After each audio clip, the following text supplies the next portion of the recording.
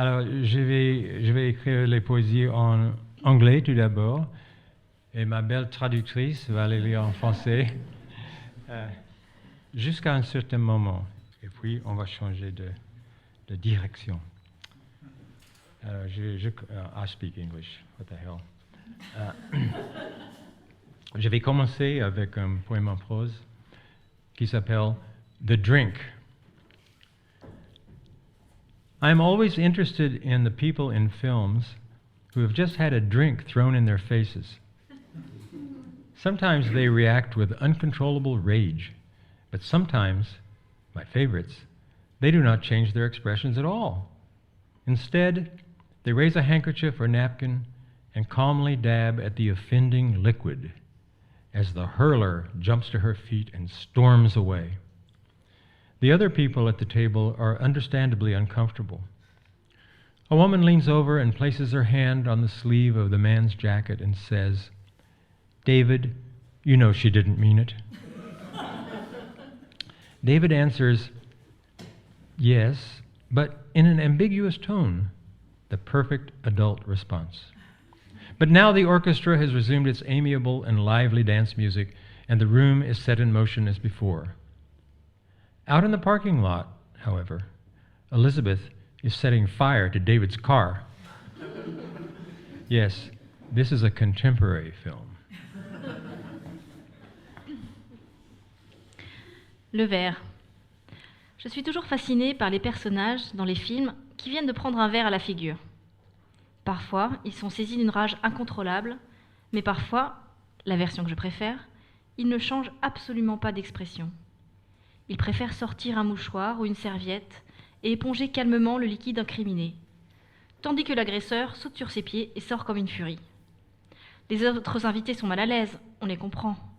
Une femme se penche, pose sa main sur la manche de la veste de l'homme et dit « David, tu sais qu'elle ne le pensait pas. » David répond « Oui », mais sur un ton ambigu, la parfaite réponse d'adulte. À présent, l'orchestre a repris sa musique dansante et animée. La salle se remet à bouger comme avant. Dehors, sur le parking, toutefois, Elisabeth met le feu à la voiture de David. Oui, c'est un film contemporain.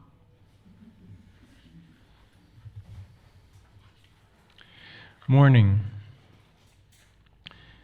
Who is here with me? My mother and an Indian man. I am writing this in the past. The Indian man is not a man, but a wooden statue just outside the limits of wood. My mother is made of mother. She touches the wood with her eyes, and the eyes of the statue turn to hers, that is, become hers. I'm not dreaming. I haven't even been born yet. There's a cloud in the sky. My father is inside the cloud, asleep. When he wakes up, he will want coffee and a smoke. My mother will set fire to the Indian, and from deep inside her body, I will tell her to start the coffee, for even now, I hear my father's breathing change.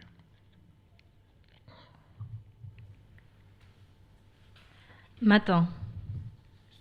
Qui est là avec moi? Ma mère et un pot rouge. J'écris dans le passé. Le pot rouge n'a pas de peau. C'est une statue en bois qui déborde de son bois. Ma mère est faite en mer. Elle touche le bois de ses yeux et les yeux de la statue se tournent vers les siens, ou plutôt se font siens. Je ne rêve pas, je ne suis même pas encore née. Il y a un nuage dans le ciel. Mon père est à l'intérieur du nuage, endormi. Quand il se réveillera, il voudra prendre un café et fumer. Ma mère mettra le feu au pot rouge, et depuis les profondeurs de son corps, je lui dirai de lancer le café, car déjà j'entends le souffle de mon père changer.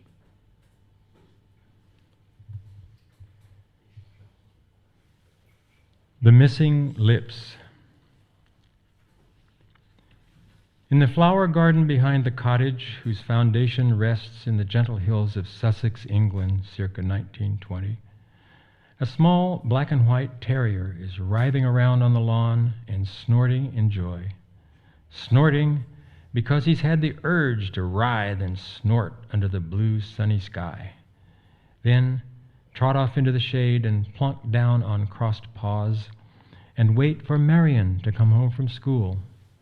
Little Marion, who feeds him treats and kisses him on what would be his lips if he had any. Les lèvres absentes. Dans le jardin fleuri, derrière la chaumière, posé dans les douces collines du Sussex, en Angleterre, vers 1920, un petit terrier noir et blanc se tortille sur la pelouse et grogne de joie. Il grogne parce qu'il a envie de se tortiller et de grogner sous le soleil, puis de courir à l'ombre, s'affaler, les pattes croisées, à attendre que Marianne rentre de l'école. La petite Marianne, qui lui donne des friandises et l'embrasse sur ce qui serait ses lèvres, si toutefois il en avait.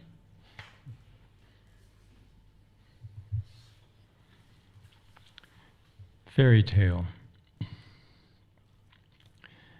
The little elf is dressed in a floppy cap, and he has a big rosy nose and flaring white eyebrows, with short legs and a jaunty step, though sometimes he glides across an invisible pond with a bonfire glow on his cheeks.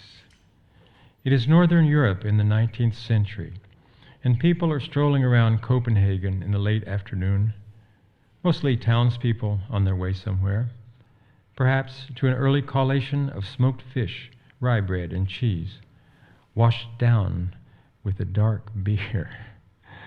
I have eaten this excellent meal, and now I will smoke a little bit and sit back and stare down at the golden gleam of my watch fob against the coarse dark wool of my vest, and I will smile with a hideous contentment, because I am an evil man, and tonight I will do something evil in this city.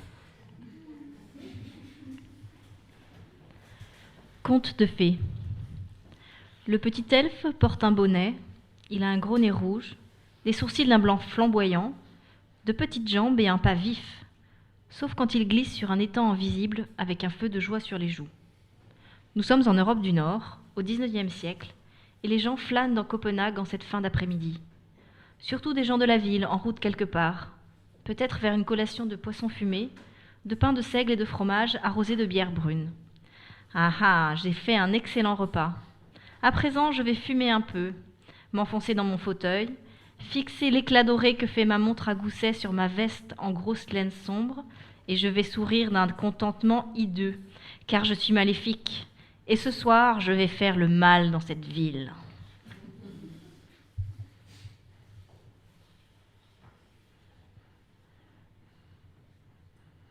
Claire, tu n'es pas du tout maléfique. C'est difficile de le croire. Faut pas croire. Il faut devenir âgé, un peu bossu. For a moment, it's funny how if you just let go of things, they will come to you. That is to say, sometimes.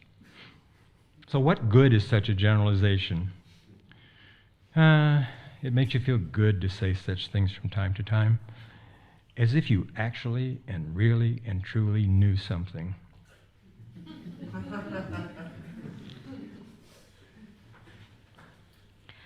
Pendant un instant. C'est drôle, comme si on laisse aller les choses, elles reviennent vers soi. Enfin, parfois. Alors, à quoi bon généraliser ? Ah, ça fait du bien de dire ce genre de choses de temps en temps. Comme si vraiment, réellement, véritablement, on savait quelque chose.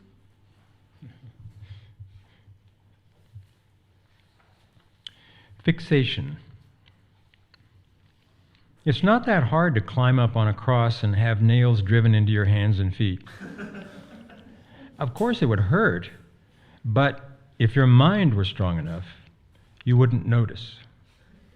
You would notice how much farther you can see up here, how there's even a breeze that cools your leaking blood. The hills with olive groves fold into other hills with roads and huts, flocks of sheep on a distant rise.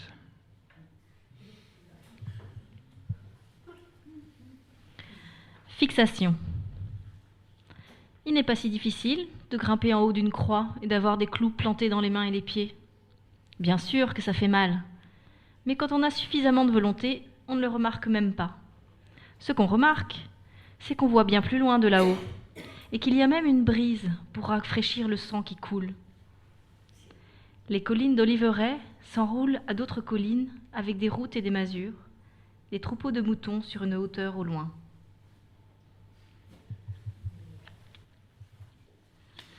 Amsterdam. The sky has been scrubbed by the sails in the harbor.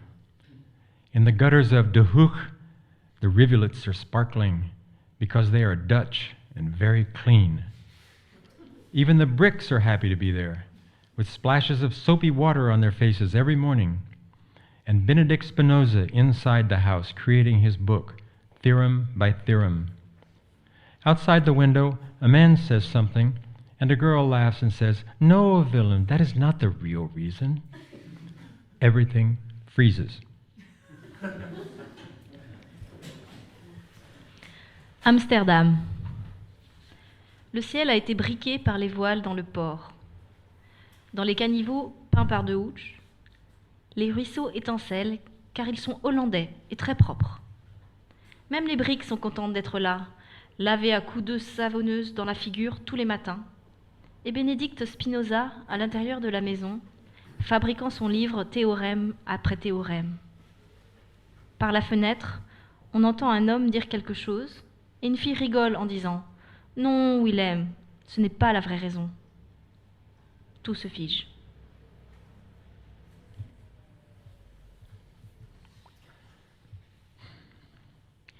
Rectangle obligation. I have a rectangle that I must fill. Overhead, it resembles a rectangle, but seen from the side, it is invisible because it is an idea. I twang its sides and they vibrate, but so does everything else. A concert is coming up the road, and a whole sheet of laughter is ripping away from the surface and flying up the way this rectangle would if it had any energy. But it doesn't, until my head turns into wood and gets warm inside. Then the rectangle starts to glow and hum. Suddenly, hilarity bubbles spread throughout the entire system, and the four sides of the rectangle let go of each other and float off in different directions, rotating and tumbling slowly through the dark. I am very glad to be rid of it.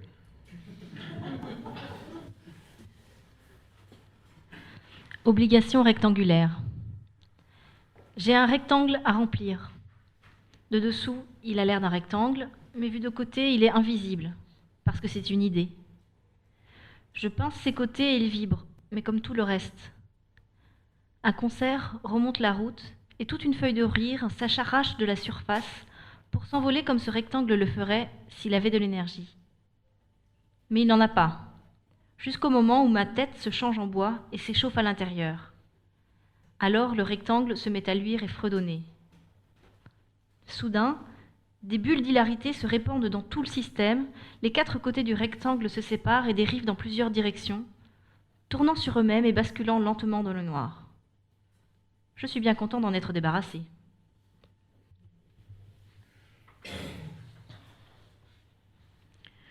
This poem is called Embraceable You. The title comes from an old American song.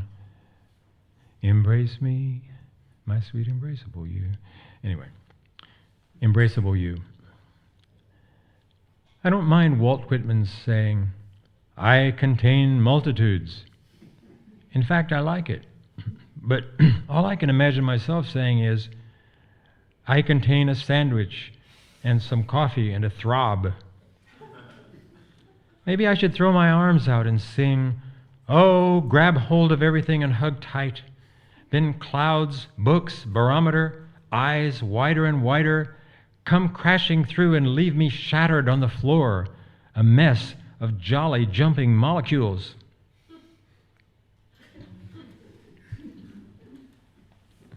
Embraceable You. Ça ne me dérange pas que Walt Whitman dise « Je contiens des multitudes ». En fait, ça me plaît bien.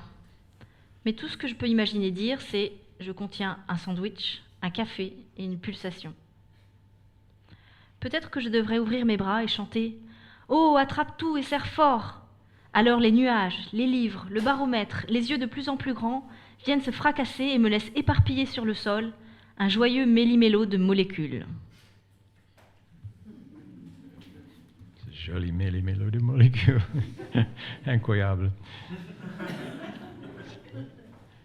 C'est un exemple d'une traduction qui est meilleure de l'original.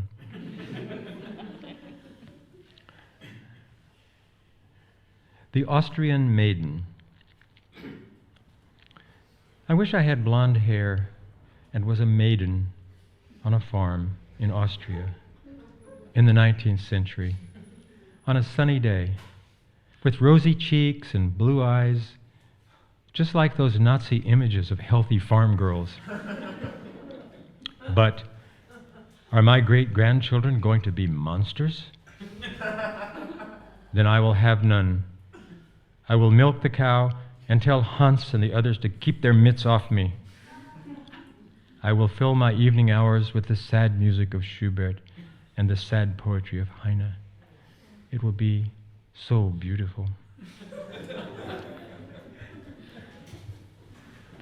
La jeune fille autrichienne. J'aimerais avoir les cheveux blonds et être une jeune fille dans une ferme en Autriche au XIXe siècle, un jour ensoleillé, avec des joues roses et des yeux bleus, exactement comme sur ces images nazies avec des filles de ferme en pleine santé. Mais mes arrière-petits-enfants seront-ils des monstres ? Dans ce cas, je n'en aurai pas. Je vais aller traire la vache et dire à Hans et aux autres de ne pas poser leur sale mitaine sur moi. Je remplirai mes soirées avec la musique triste de Schubert et la triste poésie de Heine. Ce sera tellement beau. Tu veux changer de direction maintenant? Hein? Vas-y. On va changer la séquence. La foire du comté. La Holstein nous regarde avec de grands yeux, mais ils sont sans expression. Quelles images lui passent par la tête ? La chèvre blanche s'avance, comme pour poser une question, mais n'a rien à demander. Il n'y a pas de point d'interrogation dans le monde des chèvres. Les yeux roses du lapin s'ouvrent en grand lorsqu'une main s'approche, mais il ne bouge pas. Et tel une pantoufle, il ne dit rien. Les deux trous, en haut du bec de l'oie, cherchent une bonne raison de se vexer. La pauvre oie est en colère et n'a pas de vraies narines. Les plumes noir et blanc en pétard sur la tête du coq montrent qu'il est prêt à mener une guerre contre l'infidèle. Le porcelet marche et trotte, de ci de là, avec ses sourcils blancs. Lui, il aime l'infidèle. The county fair. The Holstein looks at us with big eyes, but with no expression in them. What images are flashing in its brain?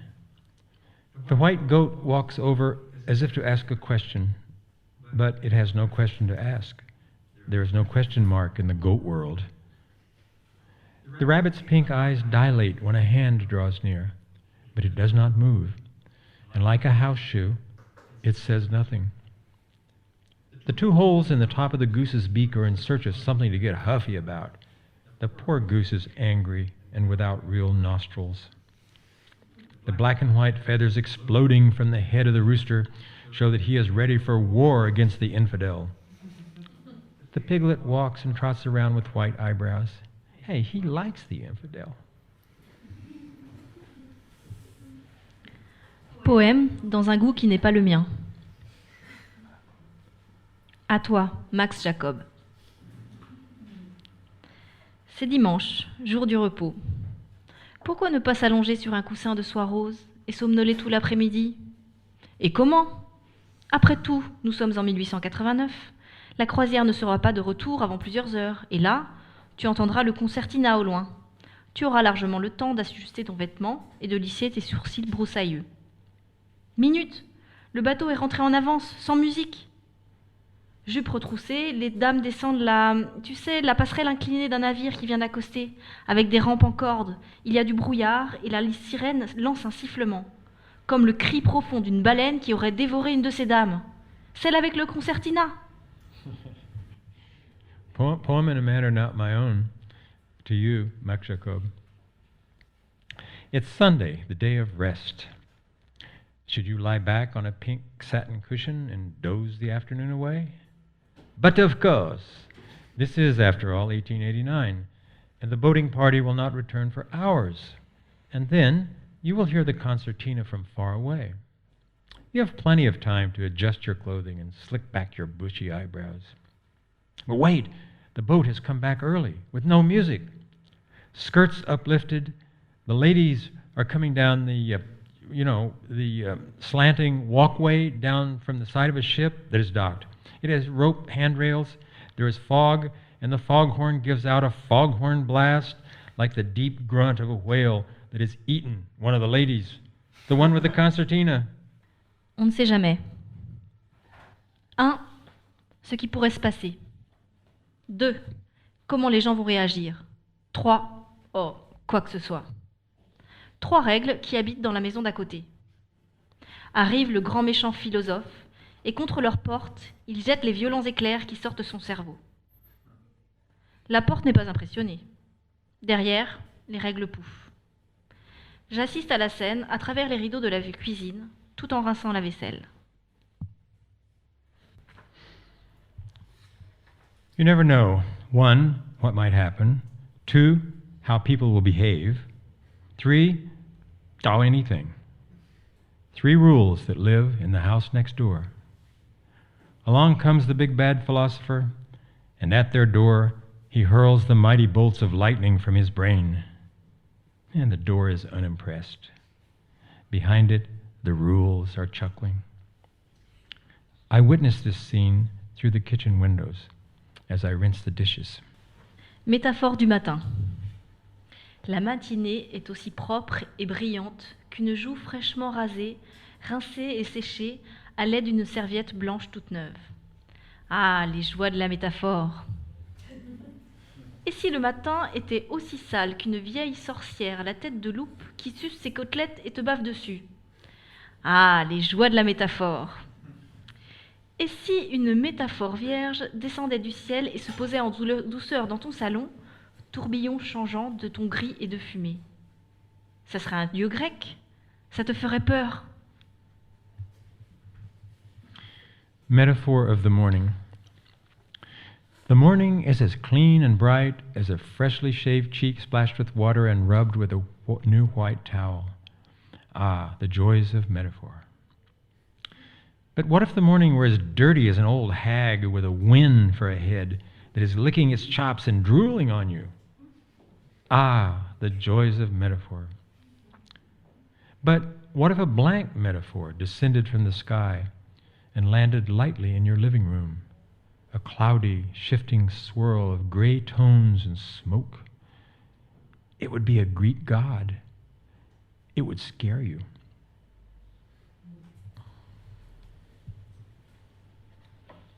Le poète en oiseau immortel. Il y a une seconde, le battement de mon cœur s'est tu et j'ai pensé « Ce n'est pas le bon moment pour mourir d'une attaque au beau milieu d'un poème. » Puis je me suis rassurée à l'idée que personne à ma connaissance n'est jamais mort en pleine écriture d'un poème. Tout comme les oiseaux ne meurent jamais en plein vol. Je crois. Poet as immortal bird.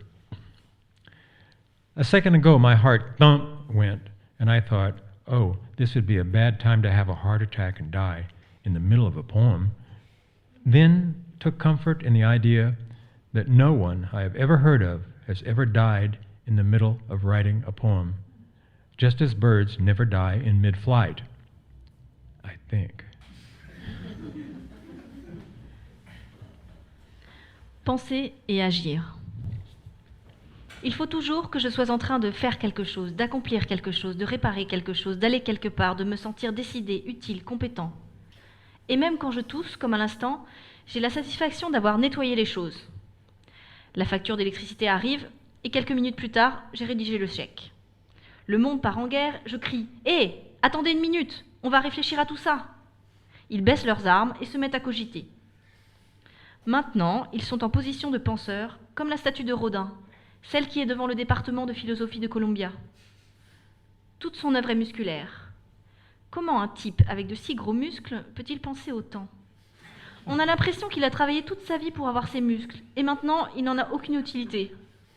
Cela le rend pensif, grave, voire déprimé. Et vu qu'il n'a aucune latitude de mouvement, il ne peut pas sauter de son piédestal pour aller suivre les cours du département de philosophie. J'ai tellement de chance d'être élastique. Je suis si heureux de pouvoir penser au mot élastique, qui me renvoie dans les cordes de mes sous-vêtements, ce qui me fait penser « il faut que je fasse une lessive ». Think and do. I always have to be doing something, accomplishing something, fixing something, going somewhere, feeling purposeful, useful, competent. Even coughing, as I just did, gives me the satisfaction of having just cleared something up. The phone bill arrives, and minutes later I've written the check. The world starts to go to war, and I shout, "Hey, wait a second, let's think about this." And they lay down their arms and ruminate. Now they are frozen in postures of thought, like Rodin's statue, the one outside Philosophy Hall at Columbia University. His accomplishments are muscular. How can a guy with such big muscles be thinking so much? It gives you the idea that he's worked all his life to get those muscles, and now he has no use for them.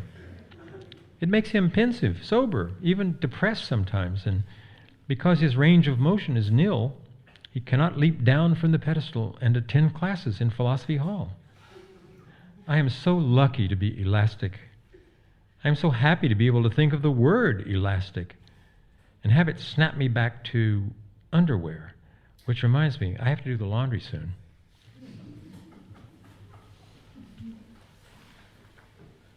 Haïku.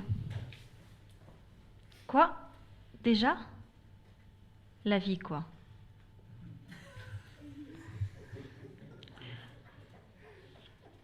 Haiku. That was fast. I mean, life. C'est pas si amusant, hein?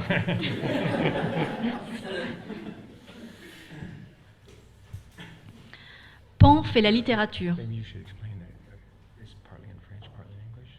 Oui, alors Ron veut que j'explique que ce poème, pour moi, était particulièrement difficile à traduire parce qu'il y en a une partie qui est en français, une partie en anglais. Enfin, ça commence par l'anglais et ensuite c'est du français.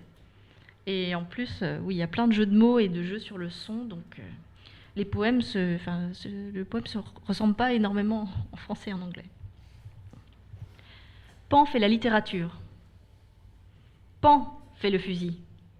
Waf fait le chien de fusil. Paf fait le yamakasi. L'onde sonore se répand dans la nuit claire qui tombe sur ce que les Français appellent le Japon avec son soir japonais. Pan fait le fusil. Pain fait le shogun. Pain pour tout le monde. Il prend son fusil et tire sur les baguettes qui volent dans le soir japonais. Et tout le reste est littérature. Bang goes the literature. Bang goes the gun. Big bang goes the shotgun. Bong, says the shogun. The sound waves of his bong emanate out into the clear night that is taking place in what the French call le Japon, avec son soir japonais. Pain, dit le fusil. Pain, dit le shogun. Pain pour tout le monde. Il prend son fusil et tire sur les baguettes qui volent dans le soir japonais. And all the rest is literature.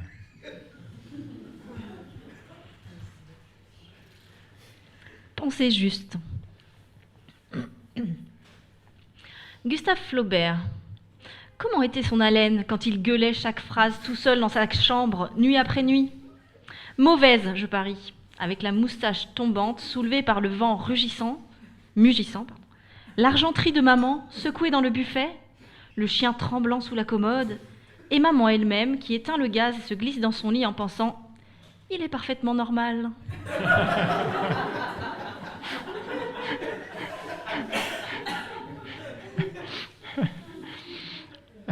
Pensez juste.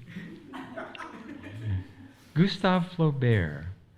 How did his breath smell as he roared out each phrase alone in his room, night after night? Bad, I bet.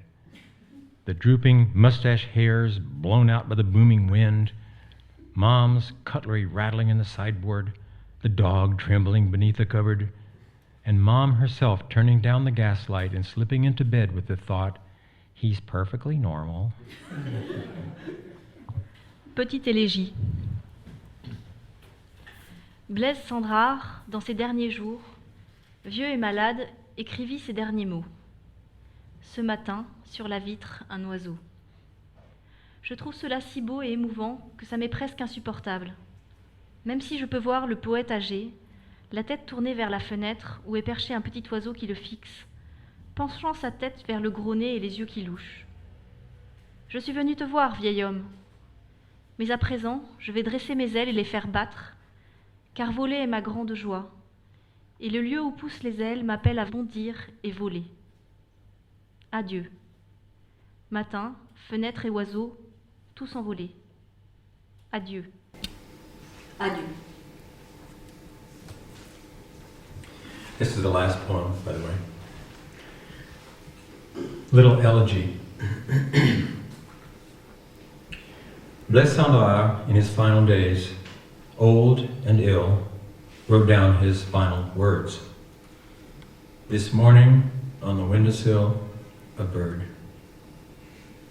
I find that so beautiful and moving I can barely stand it, though it makes me see the aged poet, head turned toward the window, and a small bird perched there, staring in, angling its head at the bulbous nose and squinty eyes. I have come to visit you, old man, but now I'll lift my wings and they will beat, for flying is my great thrill, and where the wings sprout out is calling me to leap and fly. Goodbye. Morning, windowsill, and bird, all flown away. Goodbye. Goodbye. Et voilà, merci.